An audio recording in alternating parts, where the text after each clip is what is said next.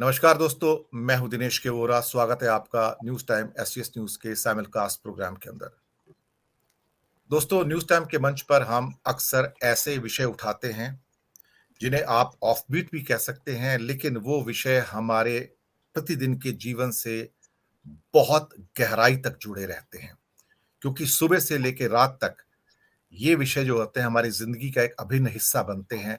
लेकिन शायद कभी हम उन्हें उतनी तवज्जो नहीं दे पाते हैं, खास तौर से मीडिया के अंदर, जितनी तवज्जो उनको मिलनी चाहिए। बिना टाइम वेस्ट किए मैं सीधा विषय पर आता हूं कि दोस्तों, आज मैं जिस विषय पर बात करने जा रहा हूं वो है भारत में एक एक बूंद दूध को तरसते बच्चे। जी हां, आपको सुनकर हैरानी होगी। भारत दुनिया का 24% मिल्क पैदा करने वाला देश है, लेकिन भारत के 100 करोड़ लोग नीचे के तबके के, जिनके पास 2 वक्त खाने की रोटी नहीं है और जिन्हें सरकार 5 किलो अनाज देती है, आप यकीन नहीं मानेंगे कि गुर्बत और गरीबी के हालात कितने गहरे हैं कि वहां पर वो अपने बच्चों को दिन में 1 पाव दूध, या आप कहा जाए तो दिन में आधा लीटर दूध भी उपलब्ध नहीं करा पाते हैं। एक ऐसा देश जिसे कहा जाता है कि दूध दही की नदी बहती है वहां पर, यानी कि इतना प्रोडक्शन है और उसके बावजूद भारत के बच्चे मॉल न्यूट्रिशन के शिकार हैं। भारत के बच्चे स्टंटिंग वेस्टिंग का शिकार हैं, और उसका कारण सिर्फ उन्हें अनाज मिलना नहीं, बल्कि छोटे बच्चे जो कि 6 महीने से ऊपर के हैं या बिल्कुल नए नए पैदा हुए हैं और 10 साल की उम्र तक, जिन्हें सॉलिड फूड के अलावा बीच बीच में दूध की बहुत जरूरत होती है। इवन 1 साल का बच्चा भी अगर छोटी छोटी फीड लेता है तो उसको भी दिन में करीब करीब पौना किलो से लेके 1 किलो दूध का कंजप्शन हो जाता है। और 3-4 साल के बच्चे तो आराम से 100-150 मिलीलीटर दूध जो है 3-4-5-6 बार पी लेते हैं, और 1 लीटर तक दूध आराम से दिन में पी लेते हैं। अ, मैंने बच्चों को देखा जो 6-7 साल के बच्चे, वो भी आराम से 1 लीटर तक दूध पीते हैं, लेकिन 1 लीटर दूध आज की तारीख में 60-70 रुपए प्रति लीटर के हिसाब से 2,000 रुपए महीना बैठता है। आधा लीटर करीब करीब 1,000 रुपए महीना, और 1 पाव दूध जो होता है वो 500 रुपए का बैठता है। मैं कुछ तथ्य आपके सामने पेश करना चाहूंगा। इससे पहले मैं अपने मेहमानों का परिचय आपसे करवा देता हूं जो इस विषय पर आपसे बात करेंगे। हमारे साथ हैं 2 वरिष्ठ सीनियर विश्लेषक और पत्रकार, आलोक भदौरिया जी और आनंद वर्धन सिंह जी। आपका स्वागत है इस कार्यक्रम में। सबसे पहले तो बहुत बहुत आपका धन्यवाद कि आप इस विषय की चर्चा में न्यूज टाइम के मंच पर जुड़े हैं। बहुत बहुत आभार आपका। मैं यहाँ पर एक छोटा सा आपको पीपीटी लेके आता हूं कि milk starving children of India, mall nutrition. 1992 के अंदर भारत के अंदर 58 मिलियन टन दूध पैदा होता था। 2022 में बढ़ता बढ़ता 210 मिलियन टन हो गया, ऑलमोस्ट 4 गुना हो गया। 23 से 24% पूरी दुनिया का दूध भारत में पैदा होता है।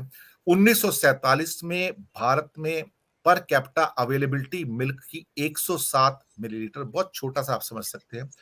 और 2022 में 427 मिलीलीटर की हमारी अवेलेबिलिटी है, जो कि 4 गुना हो जाती है। 80% गांव के बच्चे और 70% शहर के बच्चे जो होते हैं, उनको जो कैलोरीज चाहिए वो नहीं मिल पाती हैं। और 55% जो नियोनेटल डेथ है, यानी कि 28 दिन पूरे करने से पहले बच्चे की मृत्यु जो हो जाती है, वो मदर्स की पुअर हेल्थ के कारण है कि वो खुद मॉल न्यूट्रिशन की शिकार है। तो फीड क्या कर पाएंगे बच्चे को। 40% बच्चे, अभी 35% हुआ है, स्टंटेड और वेस्टेड है, यानी कि उम्र के हिसाब से उनका हाइट नहीं है और हाइट के हिसाब से उनका वजन नहीं है वहां पर, तो जिसकी वजह से वो कमजोर रह जाते हैं। भारत में 12-12.5 करोड़ लोगों को, बच्चों को मिड डे मील स्कीम दी जाती है, लेकिन कोई एक्सेप्शन को छोड़ दिया जाए तो उन्हें मिल्क प्रोवाइड नहीं किया जाता, क्योंकि मिड डे मील के अंदर 4 रुपए 97 पैसे बच्चों के लिए खाना जो प्राइमरी स्कूल के हैं वो दिया जाता है, और करीब 7.5 रुपए जो है अपर प्राइमरी जो है उनको दिया जाता है। तो उसमें अगर आप 200 मिलीलीटर दूध भी देना चाहें तो उसकी कीमत जो होती है वो भी करीब करीब 12 रुपए होती है, जो सरकार एफर्ट नहीं कर सकती या देती नहीं है। एक छोटा सा खाका यहाँ पे खींच देता हूँ, फिर मैं बात करने आऊंगा। 100 करोड़ की पॉपुलेशन को हमने 4 सेगमेंट में डिवाइड किया है, जिसमें नीचे के जो 100 करोड़ लोग हैं और ऊपर के जो 40 करोड़ लोग हैं। नीचे के जो 100 करोड़ लोग हैं, उसमें बॉटम के जो 50 करोड़ लोग हैं, उनकी जो मासिक इनकम है परिवार की, सपोज 4 लोग हैं, सिर्फ 5,000 रुपए महीना है। और मैंने जो पर्सनल उनसे लोगों से बात की है, जो गरीबों के घरों में गया हूँ, झोपड़पट्टी में गया हूँ, तो मैंने पाया कि वो 500 रुपए से ऊपर अपने बजट में से, जो कि मंथली बजट 5-6 हज़ार का है, वो दूध नहीं खरीद सकते हैं। वो 1 पाव दूध खरीदते हैं, जिससे वो मुश्किल से 1-2 वक्त की चाय बना सकते हैं 3-4 लोगों की, इससे ऊपर नहीं। और चाय का रेट भी इंडिया में इस टाइम 400-500 रुपए प्रति किलो है। तो गरीब कहाँ से चाय खरीदेगा और कहाँ से दूध खरीदेगा और कहाँ से 60 रुपए किलो की शक्कर खरीदेगा ताकि चाय बना सके? तो बच्चों को दूध उपलब्ध ही नहीं हो पाता है। ऊपर का एक सेगमेंट है 50 करोड़ का, जिसमें 5,000 से 10,000 की उनकी मंथली इनकम है। ये लोग आधा लीटर से कम दूध खरीदते हैं, तो भी उनका बिलिंग 1,000 रुपए महीना हो जाता है। और ये अपने बच्चों को दिन में 100 मिलीलीटर दूध भी नहीं दे पाते, जबकि जरूरत आधा किलो से लेके 1 सवा किलो तक उनको, लीटर तक उनको होती है। ऊपर का सेगमेंट 40 करोड़ का, उसमें जो 34 करोड़ है, उनकी इनकम 10,000 और 20,000 के बीच में है। ये 1 लीटर के आसपास दूध या उससे कम लेते हैं, यानी कि 2,000 का दूध। इनकम अगर 10, 15, 20,000 की है तो 2,000 से ऊपर का दूध नहीं लेते। लेकिन पिछले करीब-करीब 14 महीने के अंदर 6 बार दूध के दामों में अमूल, मदर डेयरी और बाकी जो भी मिल्क कंपनीज हैं, उन्होंने बढ़ोतरी की है। तो करीब 12 रुपए की बढ़ोतरी हुई है। फिलहाल हम यहाँ पर रुकेंगे और अपने मेहमानों के पास चलेंगे आगे जाने से पहले, कि इन हालातों में भारत की जो 100 करोड़ जनता है, 100 करोड़ जनता का मतलब 25 करोड़ परिवार हैं, उनके हालात ऐसे नहीं है कि वो बच्चों को दिन में 100 मिलीलीटर दूध भी प्रोवाइड कर सकें। जबकि भारत में इस समय करीब-करीब 12 करोड़ बच्चे हैं जो स्कूल जाते हैं, जिनको मिड डे मील भी दिया जाता है। इसी के ऊपर पहली मैं टिप्पणी लेना चाहूँगा। सबसे पहले आलोक जी, मैं आपके पास आऊँगा। आपने स्थिति की गंभीरता देखी। भारत प्रचुर मात्रा में दूध प्रोड्यूस करता है, 24%, 23% पूरी दुनिया का। लेकिन भारत में जो 100 करोड़ जनता है, उनके बच्चों को दूध बिल्कुल और बिल्कुल भी उपलब्ध नहीं है। एक-एक बूंद को बच्चे तरसते हैं और उसके बाद उन्हें माल न्यूट्रिशन का शिकार होना पड़ता है। स्टंटिंग भी है, वेस्टिंग भी है, बीमारियां भी हैं, कमजोरी है। कहते हैं ना, जिस देश का बचपन भूखा हो, फिर उसकी जवानी क्या होगी? आपकी ऑब्जर्वेशन आलोक जी, मैं चाहूंगा दर्शकों के लिए। मैं इस समस्या को दो तरीके से देख रहा हूँ। जी। एक, पहला, जो आर्थिक तौर पर इसको खरीदने में सक्षम नहीं है, और दूसरा जो मध्यम वर्ग या थोड़ा सा एक उच्च आय वर्ग वाला है, जो एक खाता पीता है, जिसके पास खरीदने की क्षमता है, वो उसका इसके ऊपर पूरी तरीके से आश्रित ना होना। इसके सबसे पहले तो हम लोग बात कर लेते हैं कि आर्थिक तौर पे जो खरीद नहीं पाते हैं, पहले तो बात उनकी कर ली जाए। तो देश में आप देखिए, अगर वो ह्यूमन डेवलपमेंट इंडेक्स भी अगर आप देखते हैं, तो भारत उसमें कहाँ पहुंच गया है? 160वें नंबर पे है। गरीबी की रेखा कितना है? गरीबी की रेखा में कितने लोग चले गए? 24.5 करोड़ लोग चले गए गरीबी की रेखा में। तो इसमें आप क्या करेंगे? मैंने अगर, और इसी में ही अगर आप आंकड़ा देखें, मेरे ख्याल से सही अगर आंकड़ा लें तो 22.8 करोड़ लोग 2020 में कोरोना के कारण गरीब हो गए। और इसमें से कुपोषित कितने हैं? 16.3%। मैं दूध के आयाम को थोड़ा सा और आगे ले जाता हूँ। इसमें 16.3% कुपोषित है, स्टंटेड है 35.5, और वेस्टेड है 19.3। ये तो स्थिति है। पर कैपिटा इनकम में देखिए, 190 देशों में हम 122वें नंबर पर खड़े हुए हैं। दूध की जरूर बात है कि दूध हम लोगों के पास में उपलब्ध है, काफी उपलब्ध है, इसमें कोई कमी नहीं है। लेकिन जो कमी आने वाली है, जो कमी आने वाली है, दरअसल एक ऐसा है कि आज से करीब मेरा मानना है, सही आंकड़ा ये है कि आज से करीब 1 साल पहले ministry of animal husbandry and dairying fishing, इसमें पुरुषोत्तम रूपाला ने एक संसद के अंदर जवाब दिया था 30 नवंबर 2022। वहां पर यह स्थिति थी कि सूखा पशु आहार जितनी मांग थी उससे काफी कम थी। मांग थी 530 मिलियन टन और उपलब्धता थी 408 मिलियन टन। दूसरा, हरा पशु आहार, इसमें गंभीर संकट था, गंभीर। इसकी मांग थी 880 मिलियन टन और इसकी उपलब्धता थी 596 मिलियन टन। एक और आता है कंसंट्रेट, इसकी उपलब्धता थी 96 मिलियन टन, और मांग थी 96 मिलियन टन और उपलब्धता उपलब्धता थी 61 मिलियन टन। ये कृषि संसदीय समिति की जो 24वीं रिपोर्ट है उसमें ये चीज दर्ज है। अब आप ये काम करिए, इसको तुलना कैसे करेंगे? अब आप ये करिए कि इसमें होना क्या है, इतनी बड़ी कमी। क्या सरकार कोई जाग रही है? क्या सरकार ने इसमें 1 साल 2 महीने हो चुके हैं, क्या सरकार ने इस पर कोई कदम उठाया? नहीं उठाया। संसदीय समिति कमेटी ने समिति ने सीधा सीधा इशारा किया था कि इससे दुग्ध उत्पादन में कमी आ सकती है। पशु चारे की अनुपलब्धता या जो पर्याप्त उपलब्धता न होने से दूध का उत्पादन महंगा हो जाएगा। दूध तो वैसे ही आपके, जब लोग गरीबी रेखा में जा रहे हैं, 22.8 आपके इसमें गरीब हो चुके हैं, और गरीबी की रेखा तो बहुत ज्यादा है। उस गरीबी की रेखा को परिभाषित तो सरकार ही कर देती है। आंकड़े चाहे जैसे भी हो, भाई 82 करोड़ को वो राशन दे रही है, और राशन लंबा दे रही है, और इस बार तो ऐसा तय किया है कि 1 साल के लिए। यानी सरकार को बखूबी मालूम है। अब सवाल ये है कि सरकार क्या नहीं, सरकार क्यों नहीं कोई कदम उठाती? ये सबसे बड़ा महत्वपूर्ण मुद्दा है। आप लगातार दूध के दाम बढ़ाते चले जा रहे हैं। अभी आपने दूध का दाम फिर 3 रुपए बढ़ा दिया, अमूल का दाम। इससे पहले आपने पिछले साल 5 बार बढ़ा दिया दूध का। जिस अच्छा, एक चीज और है, दूध के दाम बीच में थोड़े से नहीं बढ़े थे, बहुत मामूली से बढ़े थे। सबसे पहले इस तरीके की वृद्धि हुई थी 2014 के आसपास, उसके बाद ये अभी हुई है 2022 में, तो रिकॉर्ड बन गया। 70 साल का रिकॉर्ड है कि आज तक कभी इतने 5 बार 1 साल के अंदर दूध के दाम नहीं बढ़ाए गए। जब आप दूध के दाम बढ़ा रहे हैं, और स्थिति ये है, मैं आपको एक बताऊं, हमारे नेबरहुड स्टोर में मैं गया एक बार, मतलब जाता रहता हूँ, वहां से कुछ सामान लेते हैं। मैंने पूछा अब क्या स्थिति है, अब तो कोरोना कब खत्म हो गया, अब तो सारे हो गए। तो उसने कहा कि साहब हमने डिलीवरी बॉय 3 हटा दिए।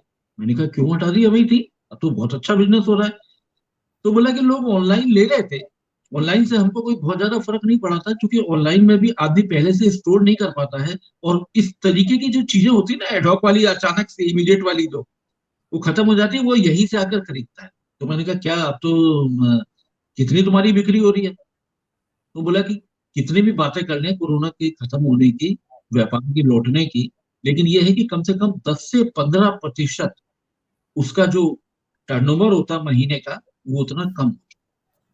जी। आप इसके अंदाज लगाइए। ओवरऑल मैंने पूछा लोगों का, तो बोला लोगों की खरीदारी की प्रवृत्ति भी कम हो रही है। यहाँ मैं उस विषय में आ रहा हूँ जो थोड़े से वो हैं, संपन्न तो नहीं कहेंगे, मध्यम वर्ग, या थोड़े से वो हैं जिनके पास आर्थिक तौर पे क्रय शक्ति ठीक ठाक है।